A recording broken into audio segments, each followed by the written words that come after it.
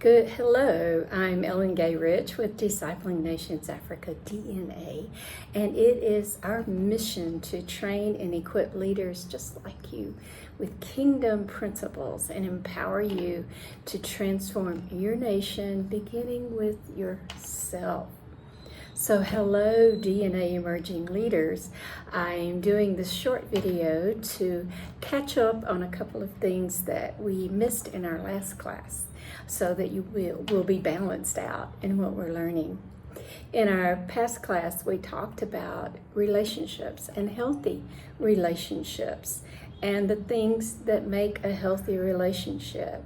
We talked about love, God's kind of love. We talked about humility. God resists the proud but gives grace to the humble. We talked about serving, how we serve others as part of a healthy relationship. And we talked about patience. Wow, having patience, long suffering in a relationship. We talked about appreciation or gratitude in a relationship. And then we talked about forgiveness. So today I want to give you the symptoms of an unhealthy relationship, a contrast for you, so you can recognize if you're in an unhealthy relationship of some kind. And remember, our relationships are family, parents to children, children to parents, husbands to wives, our work relationships, our professional relationships, relationships we have in church, a relationship we have in the community with our neighbors, and just casual relationships. So what we want to talk about now is how to recognize an unhealthy relationship. So number one is control. Is the other person trying to control you, to control your program, to intimidate you, to isolate you from others? Control also involves manipulation. And here in Africa, it could even be witchcraft, which, has no power over us as believers.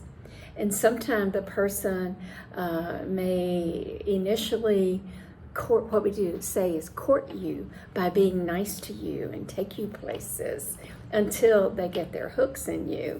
And then it's control. They want to keep tabs on you. They don't want you getting with other people. It's a bad thing, control. They cut off access to finances. They make it difficult for you to leave that controlling situation. It's a possessive thing, this control. Number two is lack of trust. Lack of trust. You might feel like you have to hide something from this person in the relationship. You might tell somebody, don't tell so-and-so, but that's indicative of a little deeper issue there, a trust issue with that person.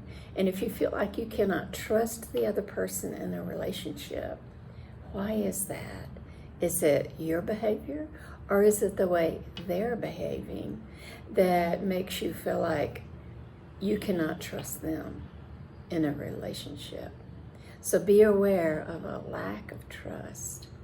The third one is disrespect. Disrespect. Does the person disrespect you, disrespect your opinions, disrespect the call on your life? Are they making fun of you in front of other people? Are they talking about you behind your back? Again, it's all about them and not about you. And this disrespect leads to bad feelings, bad emotions. You feel shame or guilt, but it's not your fault. They're the ones that are disrespecting you. And the next one is poor communication. Very ineffective communication. This is the other person will not talk about problems involving both of you or issues involving both of you. They get defensive. They're not listening. They stonewall you. They try to avoid any communication. They will tell you, no, you misunderstood me, or I never said that, trying to make it look like you're the one that's the poor communicator. So the next thing is betraying you, belittling you. We talked about belittling, putting you down. Betrayal means different things. When someone in the relationship puts other people ahead of you in your relationship. For example, they say, oh, well, this person's more important, so I'm not going to be with you. I'm going to go be with this more important person. They make you feel small. If they're making you feel worthless and saying rude things about you, again, they're betraying you. Again, lack of trust, disrespect. Another big thing, number 6, is not taking responsibility for their actions. They make excuses for their behavior. They blame you. They blame others they make mistakes, but they blame others for their mistakes. They say, no, it's your fault that I failed. Not taking responsibility for their actions. And number 7, isolation. That's part of control. When you have an unhealthy relationship, the other person wants to isolate you, take you away from your friends, your family. Even maybe I've seen isolation in churches where pastors try to keep their members isolated and not releasing them to go forth and fulfill the purpose God has in your life. And number 8, lack of reliability. They are not reliable. They don't respond to phone calls or your messages. It's an annoying behavior. You're not able to rely on them at all for the program. An unreliable person will shout at you when they don't agree with you. They'll refuse to talk to you. They'll storm out of the room, leaving you to cope with what happened. What happened? They're failing to show up when they're expected, and they cannot or will not tell you why they did not show up or why they are late. And they cancel at the last minute. They make plans with other people that they decide is more important than you, so they will cancel their plans with you at the last minute. So they spend, they're not willing to share why they were even absent. Just total unreliability. We've seen this here, and I know that you know what I'm talking about. And then finally, number 9, they're stubborn, and they don't take feedback. This is a very destructive trait, not being teachable, and it brings a lot of relationships to close, because a stubborn person will not allow any input. They will use your input to make their point.